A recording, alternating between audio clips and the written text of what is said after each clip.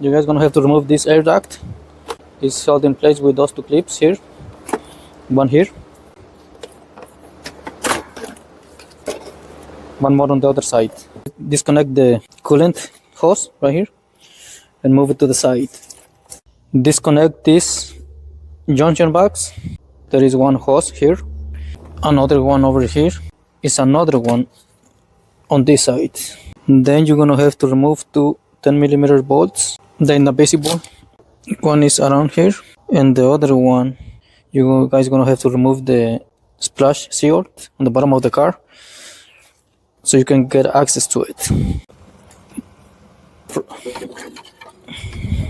Move it to the side. So this is the belt of this car. There's a reason this car is here. To remove the belt, you guys gonna need a Torx 60. Once you have the Torx 60 with the ratchet,